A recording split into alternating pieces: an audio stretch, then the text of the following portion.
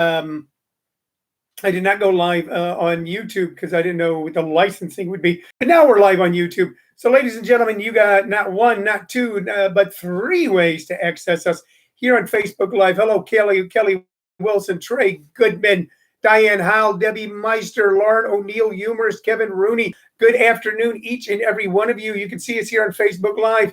Watch us on our YouTube channel, Comedy Schools, and or listen on Comedy Schools Radio Network.com. We are your daily distraction at 2. I don't know if the distraction is so much for me or it is for you, but it is a distraction.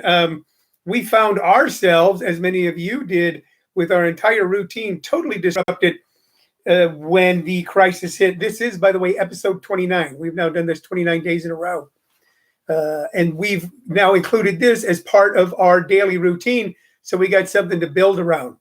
What we're dealing with today, ladies and gentlemen, we haven't turned the news on. I look at the websites. I look at several websites, reputable websites. Not too many reputable websites, but reputable websites to try to keep up on information. But the TV just, it's an endless loop of stuff that I can't do anything about. All I can do is what you're doing, and that is this self-quarantine thing, which seems to be working. There's now in Arizona a website that shows you cases via zip code. And according to it, the zip code I'm in, there are no cases whatsoever. So I guess we're doing a pretty good job. We are a small zip code. The zip code directly next to us has, I think, 19 cases. So all in, I guess we're kind of doing a good job of doing what we need to do. We do go outside. We do go to the store, and then we wrap up like Boris Karloff in a 1932 film about an Egyptian that's come back to life. And we walk the dogs on a daily basis. Tomorrow, I'm probably going to have to wander out into the world. And by the world, I mean further than the local grocery store, because I've got some tax situation to deal with. Somehow they're saying that I need to have an emissions test for one of my cars, although I get conflicting information because the county we're in, no emissions are required. So it's a little confusing right now, but I'm probably going to have to go to an emission station and go see my accountant and a couple other things. So we're going to stay safe, sane, and sound. Stay tuned or watch my Facebook page tomorrow for updates on if we'll be on exactly at 2 or be a little late. All right, we got people here. We got people here from Missouri. We got people here from Phoenix. We got people here from Pasadena. We got people here, I think, in Kentucky or Florida. We got people from northern Arizona. We got people, ladies and gentlemen. We got people. Thank you for tuning in. What we do on this show every day is we put together, I find some collectible I have here in my office. And this office is just a mishmash of albums and CDs and books and hats and autographs and little gifts people have gotten me and guitars I can't play, books I have read and haven't read. But we find something and we show it to you, and then we talk about it, and then we recommend 2 pieces of vinyl every day, vinyl albums. Hello, Tim Lawson. Anybody wants to say hi? Anybody's got a thought? Anybody's got a question? Post them right here. Post them right here. Hey, look at that. We got a little GIF. I never knew if you pronounce that GIF or GIF or GIF, but it is GIF. GIF. And it's actually an acronym, I think. But hell, I don't know. All right, let's see. The first thing we're going to show you right here. Pretty cool you tuned in today because I got a cool thing here. What's that say? What's that say? YouTubers, you see it? Facebook friends, you see it? Okay, what is this? This is, ladies and gentlemen, none other than an autographed Steve Nash basketball. That's what I got my hands right here. An autograph, a Steve Nash basketball. He did not autograph this for me personally. I'll tell you how I got it. Someone won it from a radio station, and then they were broke and were selling it. And I think I paid a couple $100 for it at the time. Maybe, definitely $100. Pretty cool little piece of sports memorabilia to own, and especially at that price. Steve Nash incredible ball player who never, to the best of my knowledge, got to go to the big show. I saw Steve Nash originally. Most people know Steve Nash as a Phoenix Sun, as the face many years for the Phoenix Suns. But I saw him originally with the Dallas Mavericks way back when, like in 2001 or something, and went, man, this guy is good. The energy, not as big as most NBA players, not as tall, not as broad, but his energy and his talent were just stunning to behold on the floor. When I think of great NBA players that I've seen play over the years, and I've seen some of the greats, Karl Malone, John Stockton, Kobe Bryant, LeBron James, but only for a few minutes when he was with Cleveland, and then they benched him because they were playing the Clippers, and the Clippers are so lousy they didn't need to work him out that much at the time. Steve Nash, of course, and I'm trying to think of so many others. There's just a few in my years of being a hoops fan, which didn't start till like 2001. He was stunning to watch, and of course, I saw him with the Suns several times. Later on in life, he went on to play with the LA Lakers, but it was not a distinguished career. It was mainly marred by injury. But him and that floppy hair going up and down the field became a trademark, ladies and gentlemen, for the Phoenix Suns. And I do have an autographed Steve Nash basketball right here. I thought I'd share that with you. I had it autographed. It actually had dust on it. It had dust. I'm ashamed to say that. It had dust. But and that's what I'm talking about. We got so many cool little things probably in our homes that we don't even look at, that we don't even pay attention to. We're always looking down the road for the next big thing or the next thing to happen, the next meal, the next dollar, always chasing. So now we got to settle in a little bit. So settle in and look around you and see what you got. I'm trying to settle in today too. Today's a hard day for me to settle in. Hello, Shonda Fornell McPike. How are you? Hello, Don Shell. Hello, everybody.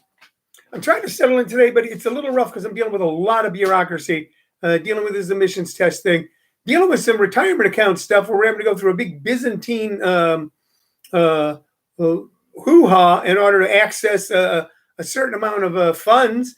We'll do it, but it eats up a lot of the day. And the other thing I'm dealing with is that I have at my disposal a huge amount of high-speed data, but I've used up a lot of it on one of my devices, and then one of my other devices broke. So they're sending me out a new SIM card, and then one of our other devices keeps saying out of range when we try to connect, even though my wife will be sitting next to me. We dealt with it yesterday, hour and a half on the phone, tried to connect today, says out of range, so we got to deal with it again. Are we frustrated? Yes. Are we going to let these frustrations ruin our days?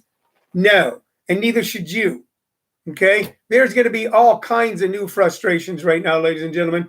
There's going to be all kinds of new challenges ahead, and we just got to meet them. Some of the things that were so simple and easy at one time, they will be simple and easy again. But for a while, they'll be more difficult. You can just take it down to certain grocery stores that were 24 hours that are now not 24 hours. You could take it down to that, you just start from there and move forward. But we're all doing what we can to control this the best we can.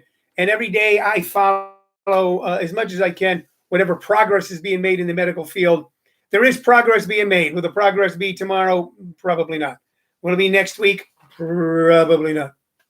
But will it be when it happens, you guys, when it happens that they find something that effectively deals with the symptoms or helps out with those sort of things, when they do deal with that, okay, we'll just look back at this as like a blip. Right now, it doesn't seem like a blip. Right now, it seems like an eternity wrapped in forever. That's what it seems like, an eternity. Hey, by the way, can you guys see on my screen, I've still got electric flag up there a little bit. I've actually got an icon that says Killing Floor Electric Flag. I don't know if you can see that. Sammy J's watching. He says, you are sharing all your music. I want to share a band you will love, Blackberry Smoke. You will love them. I will check them out. Sammy, thank you so much. Thank you so much, Sammy, because we know that you are a giver. Sammy will give it to you every chance he gets. I love doing that joke. I kind of lost track right there. It's still there. You can see it. All right, cool. Anyway, by the way, that's a band to check out, man. If you want to check out a band, check out the Electric Flag. They were ahead of their time, mid-'60s blues rock group with the incredible Mike Bloomfield on lead guitar. That song, Killing Floor, which is actually originally a Howlin' Wolf tune, which is Willie Dixon wrote it, and it's a combination of other riffs from 1920s and 30s blues tunes.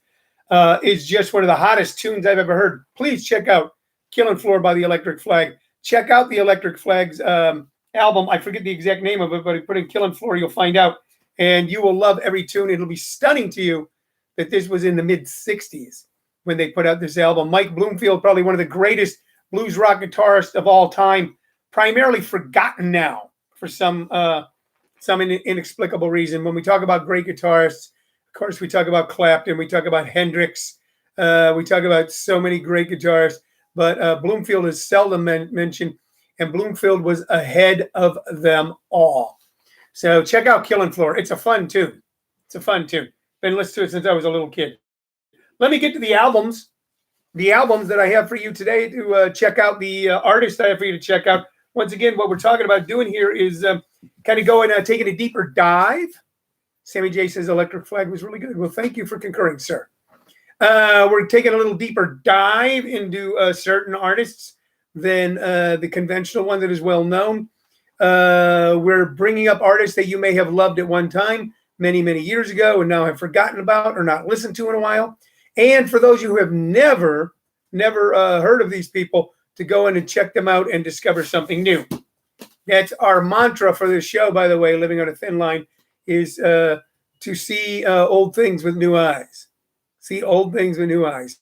Since our worldview is somewhat limited right now, we want to be able to see the things that are within our sphere with new eyes. And you will be stunned at the discoveries you make creatively. All right, here's our first album. Look at this. Very kind of early 60s, 50s kind of thing. Nothing too extraordinary in the artwork. Kind of a knockoff. Let's get it out. Kind of done before artists of this nature were putting out concept albums like rock musicians did. This album is an RCA album. Everybody sees it. Everybody sees it. And the title of it is The Best of Waylon Jennings. So if you know Waylon Jennings, look at that picture. You saw it there on Facebook Live. Look at it there on YouTube. Look at that picture. That looks nothing like the Waylon Jennings that so many people in the 70s, in the 1970s, grew to love. That rebel rock, country rock outlaw who seemed to live the incredible tales that he told in his music. This was put out before that. Here are the tunes that were on The Best of Waylon Jennings. The Days of Sand and Shovels, MacArthur Park. We'll get back to that in a minute.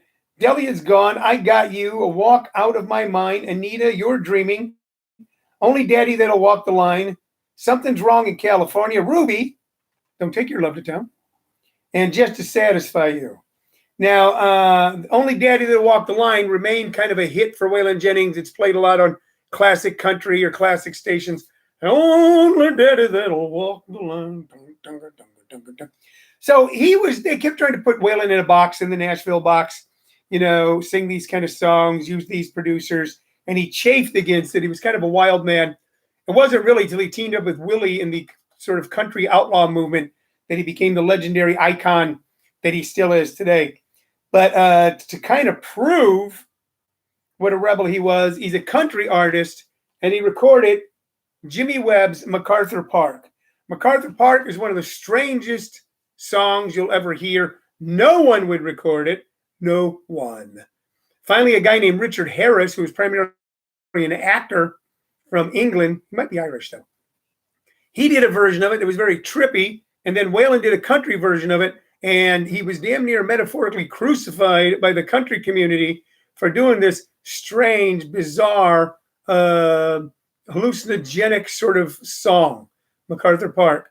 Later on, Donna Summer did a disco version of it. It became one of the great songs of all time. But when Waylon Jennings dared to record MacArthur Park as a country artist, it put a stamp on him as a rebel. It put a stamp on him as an iconoclast.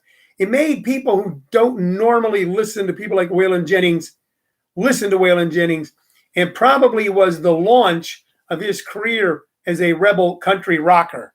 Not too long after this, grew his hair out, grew his beard, looked like a man. He could beat you up with just a look of his eye, and had that incredible voice and did all those great songs, some with Willie, Lukenbach, Texas. Hank Williams Is Still the King, which was a shot at Willie while he was mad at him, by the way. Yeah.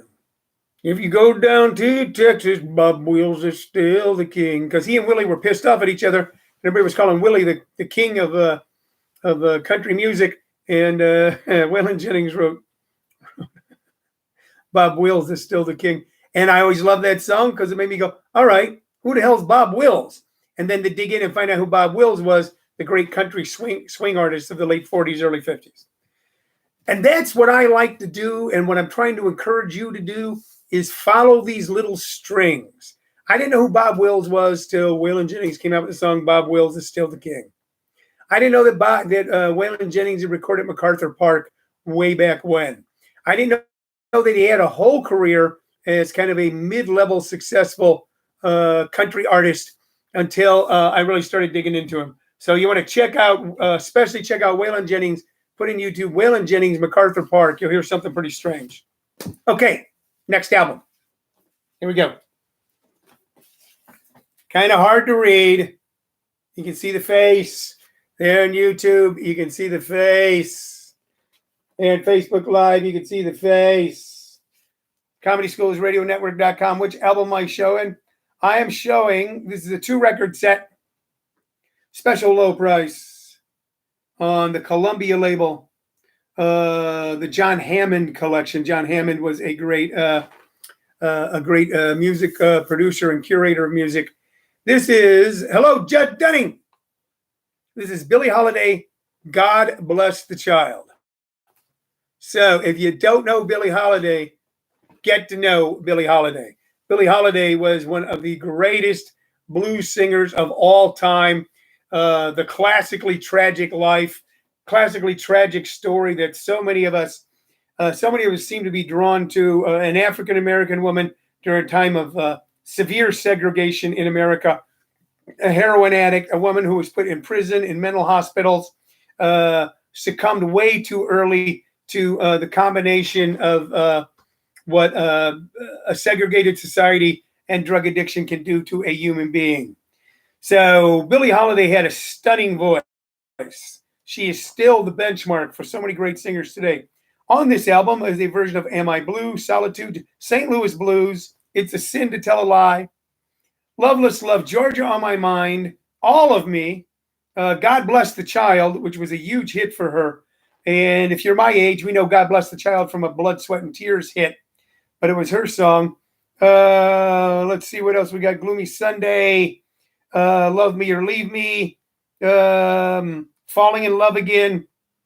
So a lot of these were all songs that were classic standards up until the rock era, and pretty much up until say the Beatles and the Rolling Stones.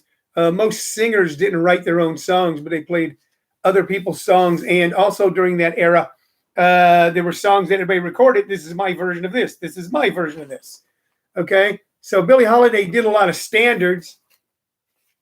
Not on this album is a great version of Ain't Nobody's Business But My Own that she does that is just stunning. Just stunning. But her version of God Bless the Child is heartbreakingly beautiful. So if you don't know Billie Holiday, YouTube Billie Holiday. YouTube Billie Holiday doing God Bless the Child. Listen to her do Am I Blue, which I think was a Hoagie Carmichael tune. Am I Blue? You be too. She may have been from St. Louis, Tim. That's correct. As were Ike and Tina Turner. Ike and Tina Turner. Chuck Berry. So much great African-American music that became the basis for rock and roll came out of St. Louis. Anyway, Google and listen to anything she did at all. But Ain't Nobody's Business and God Bless the Child by Billie Holiday. I'm taking you all the way back to the 30s and 40s here with Billie, but absolutely stunning voice, vocalist. After her, probably Etta James would be, as far as great blues, African-American chanteuses, torch singers. Man, if you like music that'll touch you right on your heart, then listen to Billie Holiday. What time we got, Cheryl? 2:20. 2:20. We're going to wrap up a little early today, guys. We're going to wrap up early today. We're only going 20 minutes today. All right. And who wants to watch this damn thing for a whole 20 minutes? Anybody got any questions right now? I'd be happy to answer them. If not, a couple things. Remember, we'll be back tomorrow at 2 p.m. If you ever thought about becoming a better writer, if you're looking for a bucket to put your creativity in, if you're looking at a vessel to hold your ideas that are in your mind and your heart and your soul, and you think you might want to make people laugh at the same time, we have a new beginning stand-up comedy workshop starting April 21st. Go to my page, Tony Vicich, and you can get the information, or of course, call me on the numbers that are you can find on those pages. Also, April 22nd, brand new advanced class. For those of you who've been in our classes previously and now find yourself stuck at home with nothing to do, we've got a great group that meets every Wednesday night at 6 p.m. Every Wednesday night at 6 p.m. And you can tune in and you can join that class. Just go to either one of our websites, ComedySchoolsRadioNetwork.com, or ComedySchools.com. Sammy J's, do you have any Ray Wiley Hubbard or Nina Simone? I don't have any Ray Wiley Hubbard, but I do have some Nina Simone somewhere. But I love Ray Wiley Hubbard. So, and by the way, when they're mentioned, you guys can just YouTube them. That's two artists of the YouTube, Ray Wiley Hubbard or Nina Simone, and you will love what they do. All right. Be sure to check out our workshops. Be sure to tune in tomorrow, 2 p.m. and make plans for Saturday night, because Saturday night is always the big show at 7 p.m.